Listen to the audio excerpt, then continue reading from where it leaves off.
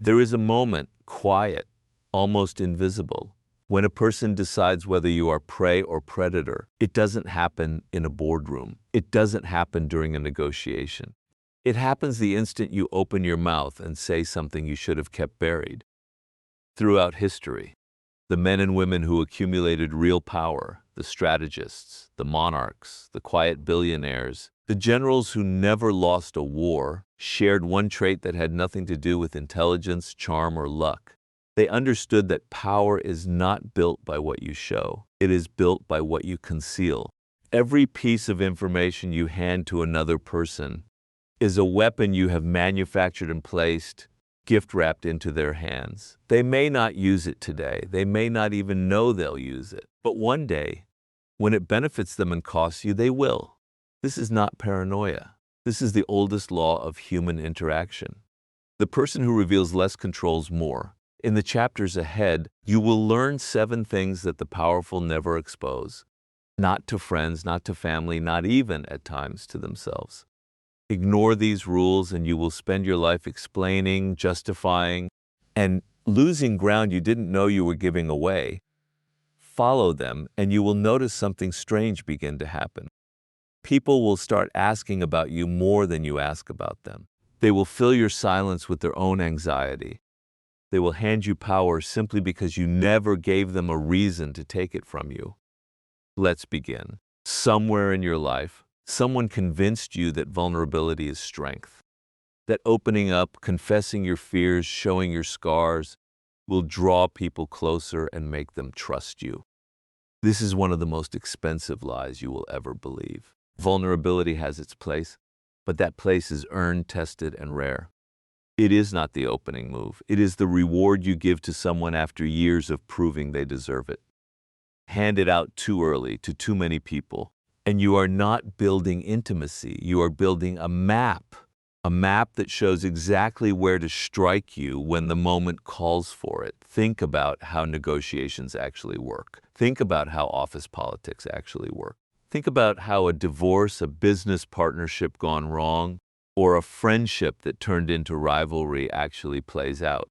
In every one of these situations, the person who wins is not the one who was most honest. It is the one who understood, long before the conflict began, which cards to keep face down. When you tell a colleague, honestly, I'm terrified I'm going to get replaced, you think you're building camaraderie. What you've actually done is hand them a private fear they can quietly repeat in a meeting you're not in, not even maliciously, just carelessly, the way people talk. Now your anxiety is public currency spent by someone else for a price you'll never see. When you tell a new partner every wound from your last relationship, every insecurity, every place you're sensitive, every button that can be pushed, you believe you're creating closeness. But you have just handed them an instruction manual. Most people will never use it. But you don't build your defenses around most people. You build them around the one person, someday, who will. This is the part where the ego resists. But that's cynical. That's not how real relationships work. And to that, the answer is simple. Real relationships are built on demonstrated trust, not declared trust. Trust is not something you announce by confessing your soft spots. Trust is something you prove over years through consistency, through action, through the slow accumulation of evidence that a person will not use what they know against you until that evidence exists. And even often after it does, your weaknesses stay yours. Your insecurities stay yours. The thing that keeps you up at night stays yours. Not because you are cold, but because you understand a basic truth about human nature. People do not remember your strength as vividly as they remember your softness. And softness, once seen, is never forgotten by the mind of someone who later needs leverage. There is also a second, subtler danger. The danger of revealing weakness to yourself out loud in front of others before you've processed it. When you narrate your doubts in real time, I don't know if I can pull this off. I'm not sure I'm good enough for this role. You are not just informing others. You are training your own identity to believe it. Words spoken repeatedly become beliefs. Beliefs become behavior. The most dangerous weakness is not the one someone discovers about you. It is the one you talk yourself into. So what does mastery of this law actually look like in daily life? It looks like absorbing a setback quietly, processing it privately with a journal, a trusted mentor bound by real loyalty, or simply in your own mind, and only presenting the resolved version of yourself to the wider world. Not the panic, not the doubt. The decision, it looks like answering, how are you handling everything? With calm, brief confidence, not because you're lying, but because your internal chaos is not public property. It looks like understanding that even your closest allies do not need a live feed of every fear that crosses your mind. They need your steadiness. That steadiness is what they will remember, rely on, and respect long after they've forgotten whatever passing anxiety you were tempted to share. History's most formidable figures were not without fear. They were simply disciplined about where fear was allowed to live. Fear lived in private rooms, in late-night reflection, in the counsel of the one or two people whose loyalty had already been tested by fire. It never lived on the surface, in the daily transactions of ordinary life, where anyone, friend, rival, or stranger, could pick it up and carry it away. This is not about becoming a fortress with no windows. It's about choosing deliberately who gets a key, and making sure that decision is based on evidence, not emotion, not the temporary comfort of unburdening yourself to whoever happens to be listening. Because here is the uncomfortable truth beneath all of this. The world is not organized around your comfort.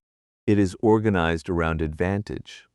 And every weakness you expose, no matter how innocently, becomes a small piece of advantage sitting in someone else's hand, waiting patiently for the day it might be useful.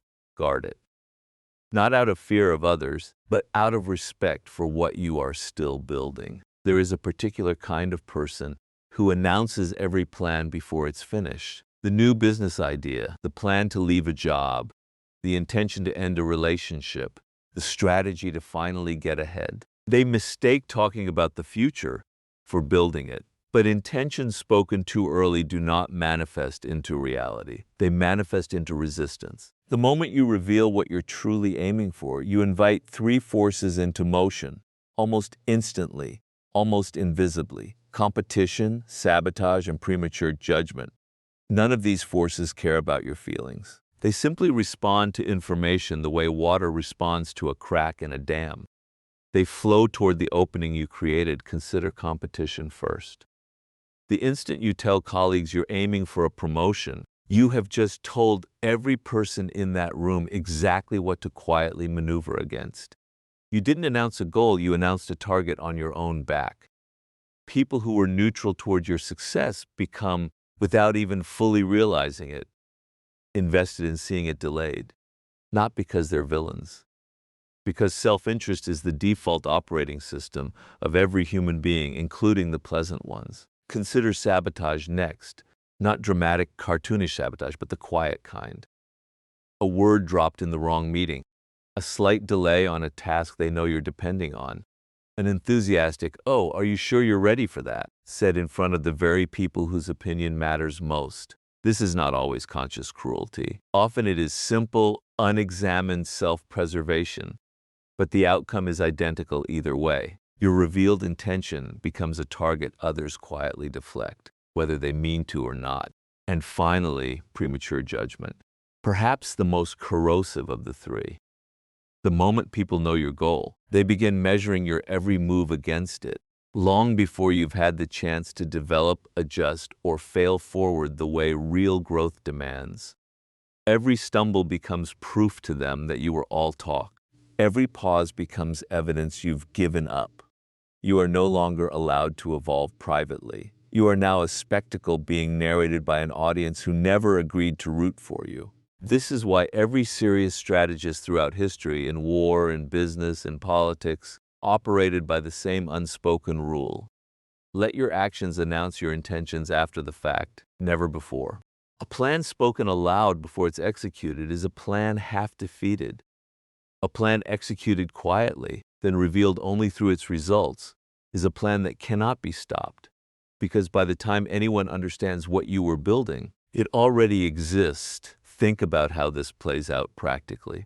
The person who says nothing about leaving their job, but quietly builds skills, quietly builds savings, quietly builds a network on the side, and then one day simply announces their departure, walks away with leverage intact. The person who announces 6 months early that they're thinking about leaving spends 6 months being subtly deprioritized, quietly excluded from future plans, and treated as a short-timer whose loyalty is now in question. Same destination, wildly different journey, determined entirely by when the intention was revealed, or consider negotiations of any kind. Salary, business deals, even personal ones. The party that reveals its true ceiling, its true urgency, its true bottom line, has just given away its only real advantage. Uncertainty. Uncertainty is not a weakness in strategy. It is often the entire strategy. The moment the other side knows exactly what you want and exactly how badly you want it, they no longer need to negotiate. They simply need to wait you out. This does not mean living a life of secrecy and paranoia, trusting no one, sharing nothing. It means understanding a simple distinction. There is a difference between your values, which can be spoken freely because they invite respect, and your specific tactical intentions, which should be protected because they invite interference. You can tell the world you value growth. You do not need to tell the world exactly which company you're quietly interviewing with. You can tell people you believe in building something meaningful. You do not need to tell them the exact date you plan to launch, the exact investors you're courting, or the exact weaknesses in your plan that you're still working to solve. Silence, in this context, is not deception. It is protection of the unfinished. Nothing valuable is born fully formed. Everything worth building goes through an ugly, uncertain, half-broken middle stage, and that stage should never be performed in public. Let people see the beginning if you must. Let them see the end when it's undeniable. But the middle, the part where you are most exposed, most fragile, most capable of being talked out of your own ambition by well-meaning doubters, belongs to you alone. The powerful are not powerful because they hide everything. They are powerful because they have mastered timing, the art of knowing exactly when concealment becomes revelation, and making sure that moment is chosen by them, not extracted from them by the curiosity of everyone else. Every person who has ever built something of value has an origin story, a source. It might be a skill, a relationship, a piece of information, a method, a resource, a network. And almost universally, the greatest error people make is explaining in generous detail exactly how they built it. Ask a genuinely successful person what they do and watch closely. The truly strategic ones will answer in broad strokes. They'll talk about hard work, about persistence, about just staying consistent. What they will almost never do is hand you their actual blueprint, the specific relationships they leveraged, the specific gap in the market they exploited, the specific mentor whose introductions changed everything, the specific piece of insider knowledge that gave them an edge before anyone else caught on. This is not arrogance. It is preservation. Here's the uncomfortable mechanism at play. Every advantage you have exists because most people don't have it. The moment you explain it clearly enough for others to replicate, you haven't inspired them. You've equipped your future competition. You've taken the very thing that separated you from the crowd and mass-produced it for free simply because someone asked a casual question and you answered honestly out of habit or pride. Think about it in the context of business. A small company discovers an unusually efficient supplier, a unique distribution channel, a clever loophole in how an industry operates. If the founder brags about this openly, in interviews, on podcasts, at industry dinners, competitors don't need years of trial and error to catch up. They simply copy the shortcut that took the original founder years of failure and refinement to discover. The advantage, once explained, has an expiration date measured in months, sometimes weeks. The same law governs personal relationships and social capital. If you tell everyone exactly how you built your most valuable connections, which events, which introductions, which specific favors were exchanged, you are not being generous. You are training the people around you to walk the exact same path. diluting the very scarcity that made your position valuable in the first place. Power built on access erodes the instant that access becomes common knowledge. There is also a more dangerous layer to this. Revealing your source of power often reveals your source of vulnerability simultaneously. If your influence depends on one key relationship, announcing that fact tells everyone exactly which relationship to target, undermine, or poach in order to weaken you. If your income depends on one method, one client, one platform, one skill, broadcasting that openly hands anyone with bad intentions a precise map of where to apply pressure if they ever wanted to see you fall. This is why the truly powerful speak about their success in principles, never in mechanisms. They will tell you to work hard and build real relationships, true but vague enough to be useless to a copier. They will not tell you the name of the specific person who opened the door that changed everything, the specific timing that let them buy low before a market moved, or the specific vulnerability in a system they exploited before everyone else noticed it. Some will call this secrecy ungenerous. It is not. Generosity is teaching principles, mindset, discipline, resilience, how to think. Those can be given away freely, because they require the recipient to do the actual work of applying them. And most people, if we're honest, will not do that work regardless of how much you explain it. What should never be given away freely are the specific mechanisms, the exact keys, that required your specific sacrifice, timing, and risk to acquire, and that can be used by someone else to bypass all of that effort and simply take your place. There is a reason master craftsmen throughout history, from swordsmiths to spice traders to modern founders, protected their exact processes even while training apprentices. Teaching how to think about the craft builds tradition. Teaching the exact formula builds a replacement. So when someone asks you, with apparent innocence, how exactly did you pull that off? Pause before answering in full. Ask yourself, am I about to hand this person a genuine gift of wisdom? Or am I about to hand them the one specific tool that took me years to forge for free, simply because refusing felt impolite? The source of your power is not owed to anyone. It was earned. Protect it the way you would protect anything else you built with your own hands. In every environment where people compete for position, a company, a family, a social circle, a political landscape, there exists an invisible map of alliances, and the single most valuable, most dangerous piece of information on that entire map is this: who trusts whom completely. Most people treat this information carelessly. They openly declare their closest allies, "She's my ride or die, he's the only one I really trust here." I tell them everything. This feels natural. Loyalty, after all, seems like something worth announcing. But announcing it does something you don't intend. It hands every rival, competitor, and quiet strategist around you the exact coordinates of your support system, and by extension, exactly who to isolate, discredit, or turn against you if they ever needed to weaken your position. Here is the principle beneath this law. Your alliances are only as strong as their invisibility. The instant your closest bond becomes public knowledge, it becomes a target rather than a resource. Someone who wants to undermine you no longer has to attack you directly, a difficult, obvious, risky move.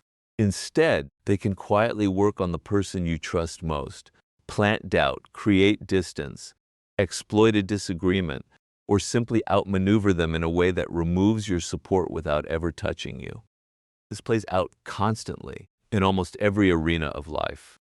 In office politics, the employee who openly declares an alliance with a powerful mentor often finds that alliance becomes the first thing a rival tries to disrupt. Through manufactured conflict, through subtle competition for that mentor's attention, through quiet campaigns to make the mentor question their own judgment. The alliance that would have remained an unshakable, quiet asset becomes, once revealed, a battlefield. In families, the sibling who is openly declared the favorite, or who openly declares one parent as their true confidant, often becomes the target of resentment, exclusion, or manipulation from other family members trying to shift that balance. What could have remained a private source of strength becomes, once spoken aloud, a public wound others learn to press. Even in friendships and romantic relationships, the pattern holds. The couple that broadcasts every detail of their private trust, their inside conversations, their disagreements, their vulnerabilities to each other, to friends, to social media, to extended family, gives outside parties an opening to interfere, to offer unsolicited opinions, to slowly chip away at a bond that thrives specifically because it was protected from outside noise. This does not mean living without real trust. It means understanding that trust and its public display are two entirely separate things. And confusing them is one of the most common, costly mistakes people make. You can trust someone completely, rely on them fully, share your true thoughts with them privately, while, to the outside world, maintaining a composed, measured, diplomatic distance that reveals nothing about the depth of that bond. This is not deception between you and the person you trust. It is protection for that person and for the relationship itself. The less visible your closest alliance is to outsiders, the less exposed it is to interference, jealousy, manipulation, or attack. A bond that no one knows exists cannot be targeted, tested, or turned against you by anyone clever enough to try. There is a further layer worth understanding. Revealing who you trust also reveals, by omission, who you don't. And that creates its own quiet damage. People who sense they are not part of your inner circle, once that circle is made visible, often respond not with respect but with resentment, distancing themselves preemptively or working against you out of wounded pride. Keeping the boundaries of trust private prevents this entirely unnecessary friction. People who don't know exactly where they stand tend to behave better, try harder, and stay more engaged than people who've been openly told, in effect, you are not one of the important ones. The most effective operators in any competitive environment, from historical courts to modern boardrooms, mastered this exact discipline. They maintained warm, cordial, even generous relationships with nearly everyone, while reserving their deepest confidence for one or two people whose loyalty had been proven over years, never publicly announced, never performed for an audience. There is an old truth from the world of strategy, repeated across military history, chess, business, and political maneuvering, that applies with equal force to ordinary daily life. The side that moves inside controls the tempo of the entire game. Most people don't think of their lives as a game of tempo.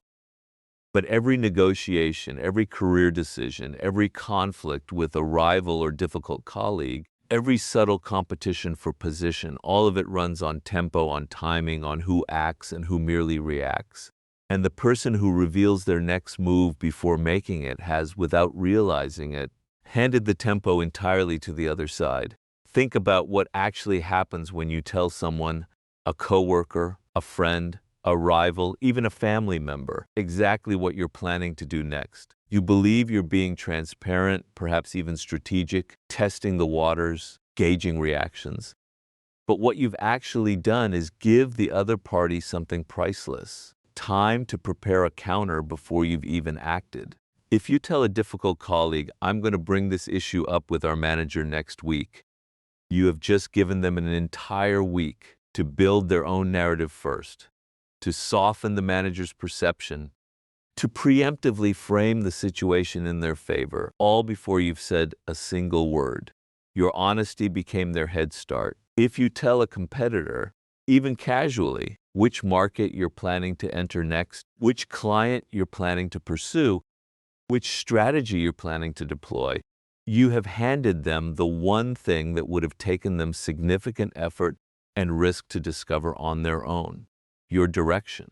Now they can simply move faster than you, using the very language you gave them, arriving at your intended destination before you do, even in personal conflicts. A disagreement with a friend, a difficult conversation you're planning to have with a partner, announcing your intended approach in advance to a third party who may intentionally or not relay it, removes your single greatest advantage. The element of surprise, which is not about deception, but about controlling the moment when a difficult truth is finally spoken.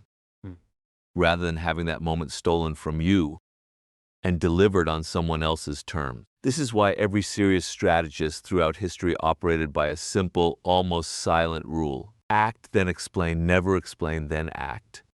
The explanation, when it comes after the fact, when the outcome is already secured and can no longer be interfered with. Before that point, the plan exists only in the mind of the person who built it, invisible, unassailable, because there is nothing yet for anyone else to react to. There's a deeper psychological reason this works so powerfully. Human beings, by nature, respond to uncertainty with hesitation and to certainty with confidence. When your next move is unknown, the people around you, whether allies, rivals, or neutral parties, are forced into a state of mild uncertainty about how to position themselves. This uncertainty, uncomfortable as it may be for them, works entirely in your favor. It keeps them cautious, keeps them respectful, keeps them from acting against you simply because they don't yet know what they'd be reacting to. The moment you remove that uncertainty by announcing your plan, you remove their hesitation along with it. Now they know exactly what they're dealing with. And confident, prepared opposition is infinitely more dangerous than uncertain, cautious opposition. This principle extends even to your goals and successes. The temptation to share a plan while it's still forming, a new project, a bold decision, an ambitious pivot, comes from a very human desire for validation, for encouragement, for the comfort of not carrying an idea alone. But an idea shared too early is an idea exposed to doubt, to unsolicited opinions, to the subtle discouragement of people who consciously or not are more comfortable with you staying exactly where you currently are. Let your plan mature in silence. Let it survive its own uncertain middle stages without an audience watching, judging, or worse, attempting to talk you out of it before you've even had the chance to test whether it works. Reveal it only when it is already in motion, already producing results that speak more persuasively than any explanation ever could. This is not manipulation. This is simply understanding a mechanical truth about how influence and timing actually operate. Information given too early is not honesty. It is a resource handed for free to whoever benefits most from knowing it before you've finished using it yourself. There is a strange, almost universal instinct in people who are talented or knowledgeable. The instinct to prove it fully, immediately, to anyone who might be watching.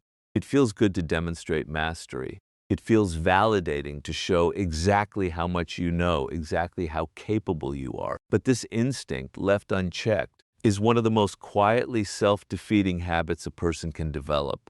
Here is the principle.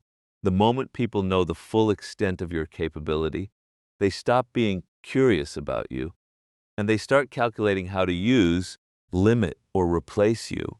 Consider the workplace first, where this plays out constantly. The employee who reveals every skill, every shortcut, every piece of specialized knowledge immediately and generously often finds themselves, over time, exactly as replaceable as the information they gave away. Management doesn't reward the person who has made themselves fully transparent and fully understood. They optimize around them, sometimes without even realizing that's what they're doing. Meanwhile, the employee who reveals capability gradually, strategically, in proportion to what's actually needed, remains an object of ongoing interest, ongoing negotiation, ongoing necessity, because there is always more they haven't yet shown. This is not about being unhelpful or withholding effort. It's about understanding the difference between applying your full capability, which you should always do, and narrating your full capability, which you should almost never do. Do the excellent work. Let the results speak. But resist the urge to explain, in exhaustive detail, exactly how much more you know, exactly how many other skills you're holding in reserve, exactly how replaceable your entire depth of expertise would be to reproduce. There's a second danger, subtler than the first. When you reveal the full extent of your knowledge, you also reveal the full extent of your limits. Full transparency about what you know is, by definition, full transparency about the exact edge where your knowledge ends. And once someone knows precisely where that edge is, they know precisely where they can outmaneuver you, challenge you, or expose a gap you'd rather have kept quiet until you closed it yourself. Consider how this applies to negotiations, competitive environments, even everyday conversations. The person who reveals everything they know about a topic in the first 5 minutes has given away their entire hand. There is nothing left in reserve to introduce later, no additional insight to deploy at the exact moment it would carry the most weight. The person who reveals knowledge gradually, offering enough to demonstrate credibility, but never emptying the full reserve, maintains something powerful, the sense in everyone around them that there is always more where that came from. This single perception, there is more where that came from, is one of the most valuable, least understood forms of influence a person can hold. It is why the most respected experts, mentors, and leaders throughout history rarely explained everything at once. They answered the question in front of them, thoroughly and well, but resisted the urge to preemptively answer the 10 questions no one had asked yet. This restraint was never about arrogance or gatekeeping for its own sake. It was about preserving the quiet authority that comes from being someone whose depth has never actually been measured. Because it has never been fully shown, there is also a competitive dimension worth naming plainly. In any environment with more than one capable person, a team, an industry, a family of ambitious siblings, knowledge and skill are, whether anyone admits it openly or not, forms of currency. The person who spends that currency freely and immediately, explaining every method, every technique, every hard-earned insight to anyone who asks, is functioning as a teacher to people who may, one day, without malice, simply become their competition. Teaching has its place, real, valuable, important. But it should be a deliberate choice, made with awareness of the cost, not an automatic reflex triggered by every casual question. The discipline here is subtle but learnable. When asked what you know, answer generously enough to be genuinely useful, but not so completely that nothing remains unexplored. Leave threads unfinished. Let your depth be implied by what you don't say, as much as by what you do. Let people walk away from a conversation with you sensing correctly that they've only seen a fraction of what you're capable of, because that sense, more than any explicit demonstration ever could, is what keeps them curious, respectful, and quietly aware that underestimating you would be a mistake. This is the final, perhaps most difficult discipline of all 7. Restraint in the presence of your own competence. Everything in you will want to prove it fully all at once to everyone. The person who masters real lasting influence learns instead to let it reveal itself only exactly as much as the moment requires, and never, under any circumstance, a single measure more.